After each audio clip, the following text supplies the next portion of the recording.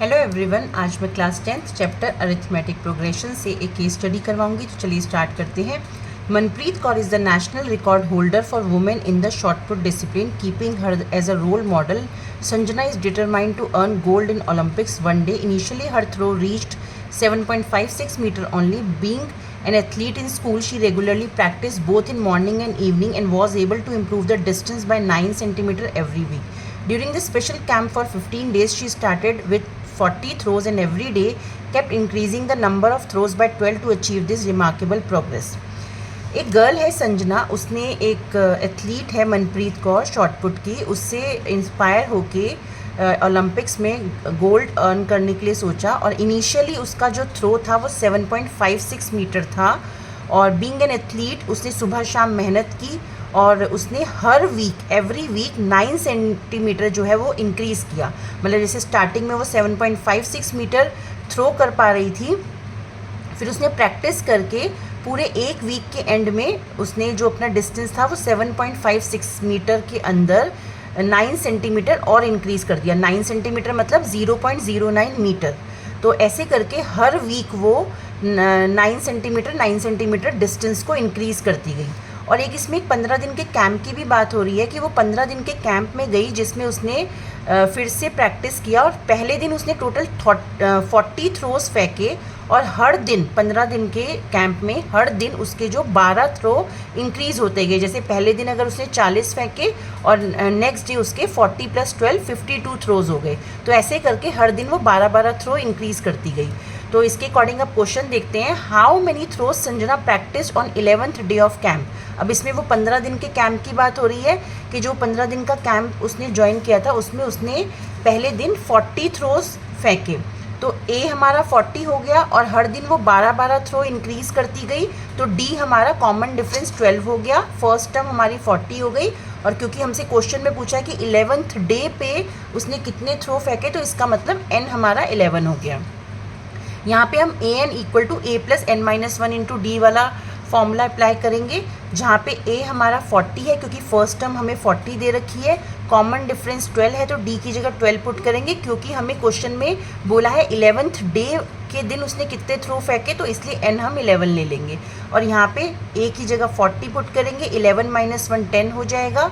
10 को 12 से मल्टीप्लाई करेंगे तो 120 + 40 160 थ्रो हो जाएगा. तो इसका मतलब 11th डे पे संजना ने 160 या 160 थ्रोज किए. तो ये हो गया फर्स्ट क्वेश्चन. सेकंड क्वेश्चन है, अब सेकंड क्वेश्चन वो हमसे पूछ रहे हैं what would be Sanjana's throw distance on at the end of 1 month. अब हमसे डिस्टेंस की बात की है कि एक महीने के एंड में पूरे 1 month के एंड में उसके थ्रोज का डिस्टेंस कितना होगा. जैसा कि अभी मैंने आपको बताया था, क्वेश्चन में लिखा था कि initially her throw reached 7.56 metre.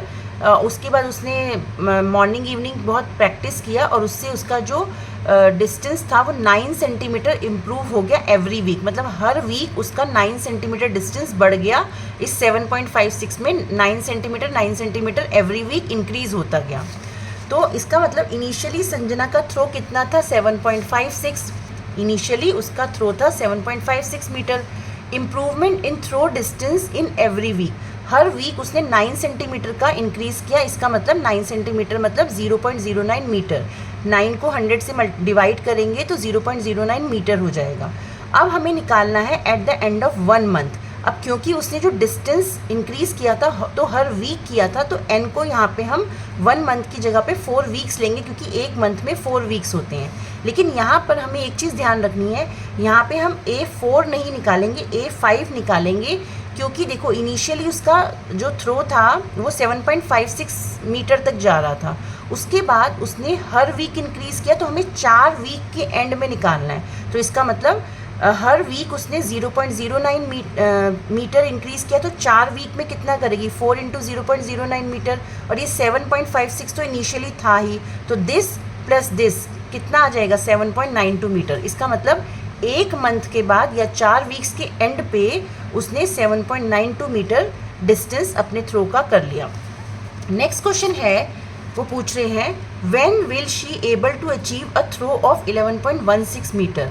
अब जैसे वो हर वीक 0.09 मीटर इंक्रीज़ कर रही है, तो ऐसा कौन सा वीक होगा जिसमें उसका जो टोटल डिस्टेंस हो जाएगा, मतलब उसका जो डिस्टेंस है वो 11.16 मीटर हो जाएगा, मतलब जिस वीक में वो 11.16 मीटर तक थ्रो कर पाएगी। तो इसका मतलब इसमें हमें AN गिवन है, A हमारा 7.56 है जो इनिशियली वो थ्रो कर रही थी, D हमारा 0.09 मीटर है।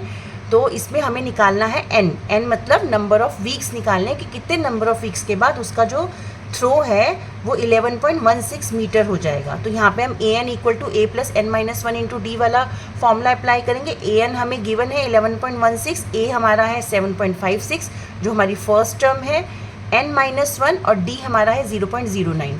अब यहाँ से ट्रांसपोज करके 7.56 को इधर लेके जाएंगे, 11.16 में से 7.56 माइनस करेंगे 3.6 आ जाएगा।